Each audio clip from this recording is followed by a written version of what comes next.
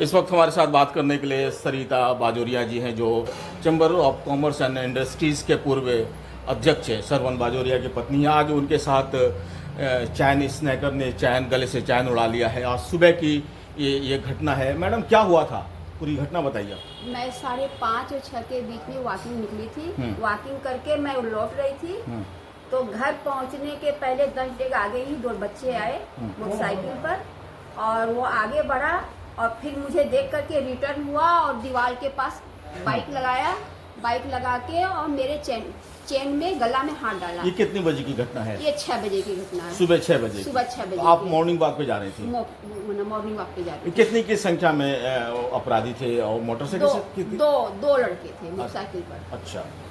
तो मैं जा रही थी, तो फिर वो आंटी करके बोला और मेरे गला में हाथ लगाया, तो मैं उसका हाथ पकड़ ली और चेन भी पकड़ ली।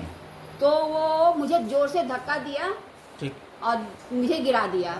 तो फिर मैं गिर गई। तब फिर मैं चेन पर से हाथ हटका ली और वो चेन आराम से तोड़ करके मोटरसाइकिल पर बैठ के वो भाग गया।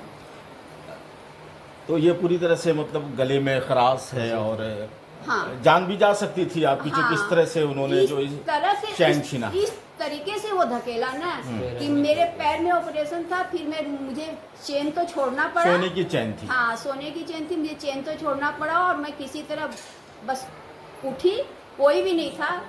उठ करके फिर मैं जब चिल्लाई कि चोर चोर पकड़ो, तब मोहल्ले के लोग निकले। तो आपका घर सराय पे पड़ता है, तो आपके घर से कितने दूरी पर यह घटना हुई? 50 मीटर की दूरी पर। 50 मीटर की दूरी पर। क्या आपको लगता है कि वो अपराधी को आप देखेंगे तो पहचान जाएंगे? हाँ, मैं पहचान जाऊंगी क्योंकि देखा हुआ है मेरा। ग्रीन कलर की शर्ट पहना हुआ था और 20 और 22 के एज के अंदर ही था वो बड़ा लड़का। मैं उसको पहचान जाऊंगी। आप मॉर्निंग वॉक में अकेले जा रहे थे? अकेले जा रही थी। तो रोज जाती थी? आज रोज जाती हूँ। सरवन जी, एक बड़ी घटना हुई है आपकी पत्नी के साथ, तो क्या आपको नहीं लगता है कि प्रशासन फेल्योर है? इस टाइप की घटना शहर में कहीं भी हो तो मैं ये बात बोलता हूँ कि इसको चैलेंज के रूप में प्रशासन को लेना चाहिए। लेकिन प्रशासन आज दिन तक इनएक्टिव है। ये बात समझ में नहीं आ रही है कि जब ये गली है, बगल में थाना है, बगल में कोतवाली थाना है, सारे पदाधिकारी सक्षम हैं, लेकिन एक पेट्रोलिंग तक नहीं होती है।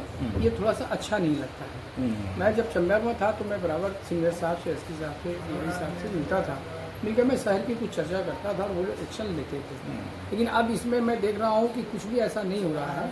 आज तो समझिए कि सौभाग्य की बात है इसकी और हमारी, ये बच गई। नहीं तो इसके साथ कुछ दुर्घटना भी हो सकती थी और इस पर कोई बड़ी घटना भी हो सकती थी।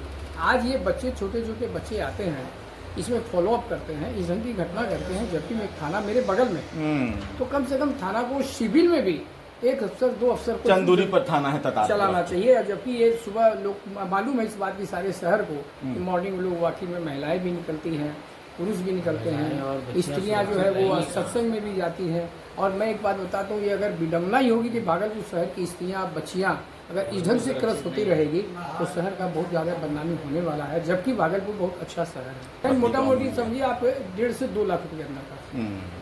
तो एक आवेदन आपने तितारपुर में आवेदन? हाँ, तितारपुर थाने में हमने आवेदन दिया। तितारपुर साहब के थाना के इंस्पेक्टर साहब घर पे आए, उन्होंने सब चीज़ को देखा, मैडम से भी उन्होंने लिया और बोला कि मैं आश्वासन देता हूँ, मैं प्रयास करूँगा कि उनको पकड़ने का। तो मैं भी ये कहा कि नहीं पकड़ा जाए। जबकि उस समय शहर के नहीं, मोहल्ला के कम से कम 50 लोग जमा थे। सबको इस बात को बोल रहे थे कि अच्छी बात नहीं हुई, लेकिन बात हो गई तो बात तो ख़त्म हो गई। अच्छी बुरी की क्या चर्चा है।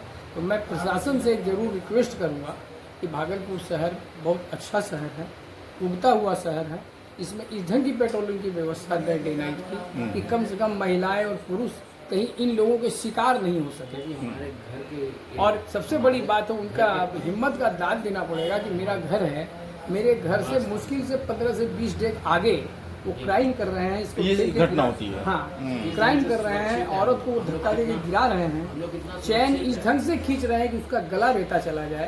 तो ये नॉट गुड। सरवन जी, क्या लग रहा है कि पहले से रैकी कर रहा था या क्या लग रहा है? कैमरे में आपने देखा?